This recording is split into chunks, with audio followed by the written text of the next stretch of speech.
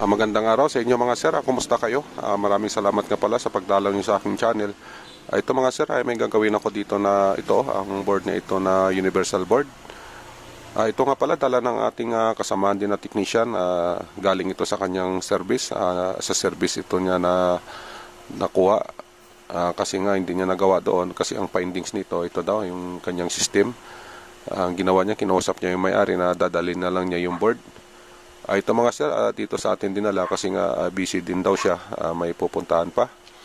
Bali ang problema nga pala ng unit na ito, ayaw ito mag-on. Nagkukulay red lang yung power indicator niya. Ayaw daw mag-on ito sa remote o maski sa manual, hindi talaga nag-on. Ayan mga sir, ito kasi dinala sa atin, board lang. Bali ang picture tube nito, ayan, ang sa atin ito. Ito lang yung dinala sa atin, itong pinaka driving board niya. Ito mga sir, alamin natin kung anong problema nito. Bali ang gawin natin dito, mag-checking tayo ng mga voltage, kung ano yung problema dito sa ganito na trouble.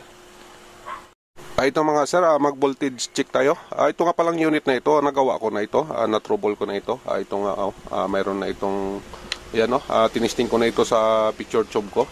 At saka yung cable nga pala, andyan na nakalagay na ito kasi nga natisting ko na ito. Bali ang gawin ko na lang kasi dito, i-share ko na lang sa inyo kung ano ang naging dahilan, bakit ayaw mag-on o red indicator light lang.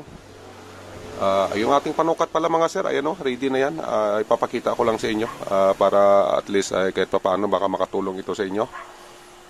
Ito mga sir, plug in ko lang. Ito yung kanyang power indicator. Ayan dito lang natin ilagay sa ating multimeter para makita nyo. Ayan mga sir, yung ating multimeter pala, ayan, naka DC volt na yan. So ito, power on ko na lang para makapag-umpisa na tayo magsukat. Ayan mga sir, ayan ayan yung kanyang indicator light. Dito tayo sa kanyang secondary, ito, dito.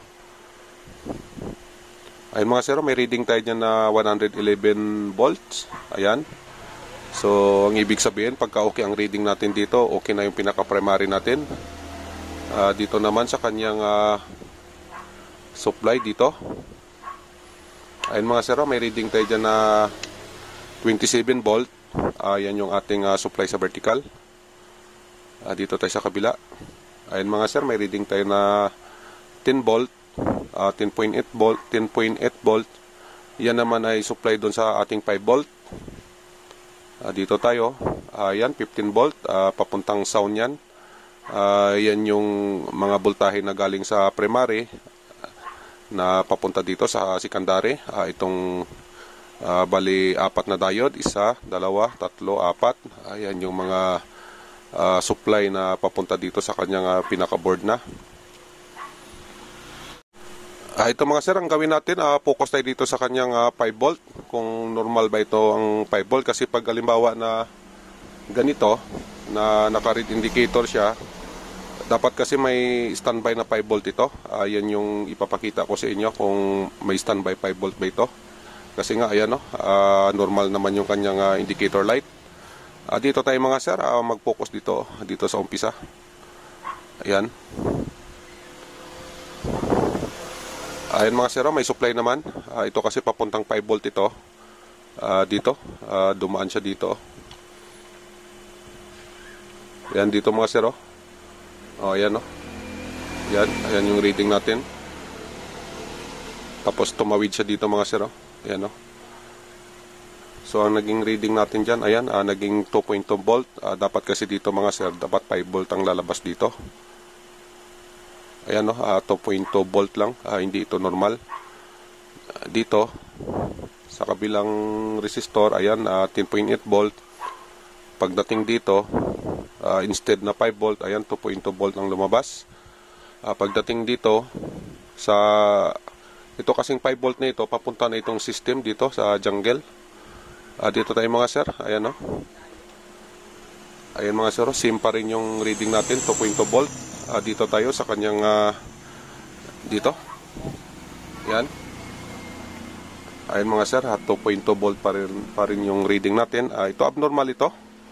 Kasi nga dapat kasi nito, pag halimbawa na nakaganito yung ating indicator light, Ang normal kasi nito mga sir, dito na portion, yan, dapat ang normal dito may reading tayo na 5 volt. Ayan. Ito mga sir, di ko na pahabain kasi ito kasi tapos na itong gawin ko. Bali, ipapakita ko lang sa inyo kung ano ang naging sira at kung ano ang dahilan bakit mababa ang supply dito. Instead na 5 volt, naging 2.2 volt na lang. Ayan mga sir, 2.2 volt na lang. Ito kasing supply na 5 volt, papunta ito dito. Papasok ito dito sa system. Dito mga sir, ang supply na 5 volt. Pero ang problema, ayan nga, dropping nga. Ayan, 2.2 volt. Ito mga sir, ang gawin natin dito, ito. Tanggalin natin ito kasi ang ginawa ko kanina kasi tinanggal ko itong kanyang pinaka-sensor. Kasi itong sensor na ito, may problema din dito na portion. Ayan, mababa din dito yung supply. Ayan, nasa 2.2 volt din. Ayan mga sir, 2.2 din ito. Ganon din sa kanyang papuntang sensor. Ayan, nakaparallel lang kasi ang supply nito. Papunta dito sa kanyang manual na pindutan at papunta rin dito sa kanyang sensor ng remote. Ito kasing paa ng sensor. Ito yung dapat ang supply nito 5 volt. Ito namang isa ER tsaka ground. Pero dapat may 5 volt na reading dito. Ayan mga sir, yung reading natin sa sensor niya 2.2 din. At saka ganun din dito sa kanyang manual. Ayan mga sir. Ito mga sir, alisin ko lang yung kanyang sensor. Mag-a-actual tayo ng ibang sensor. Ayan na mga sir, natanggal na natin. Ito, mag-a-actual na tayo.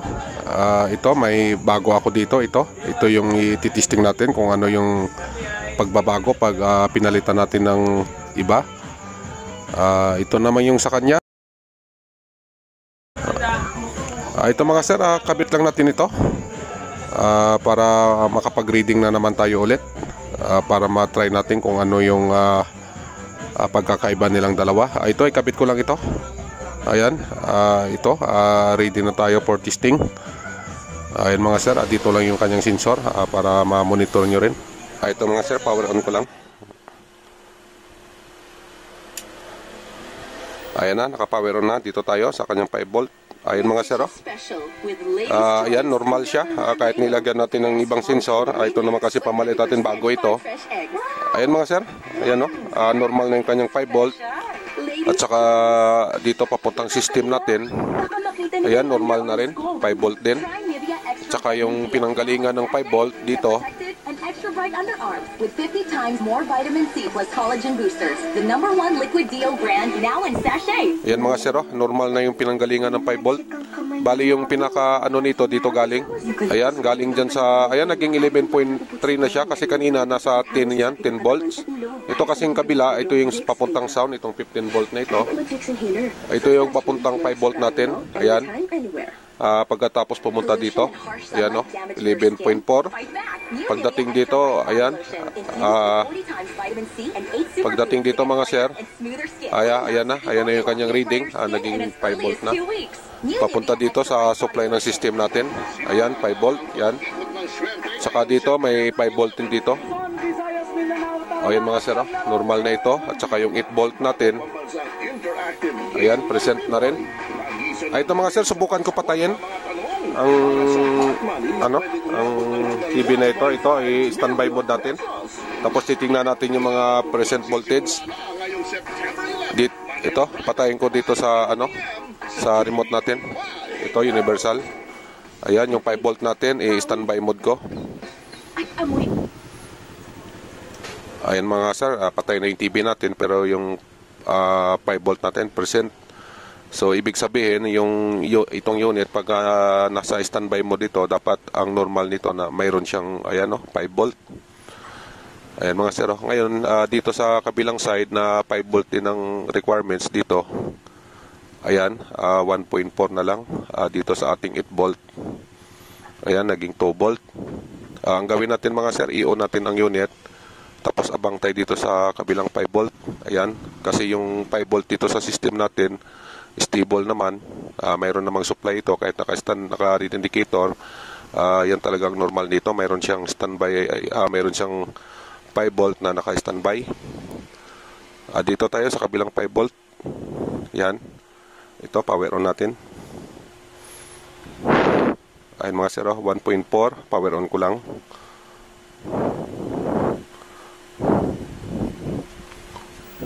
Ayun mga sir, nagkaroon ng supply.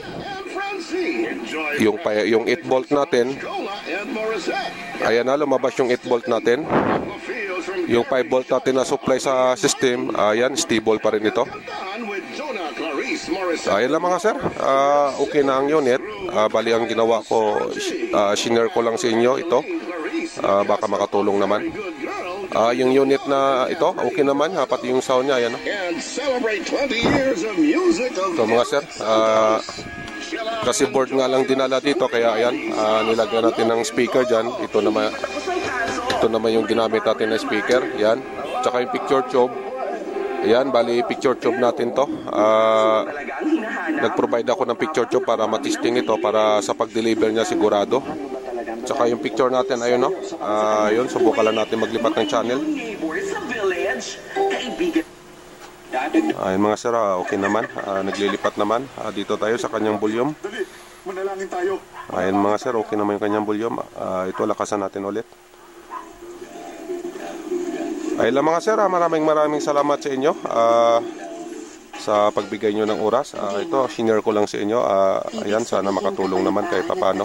Ayun mga sir, kung nakabinipit kayo, pahingin na lang dyan ng like at saka subscribe, kasi yung channel natin, wala pa tayong 100 na subscriber. Ayun mga sir, thank you. Bye bye.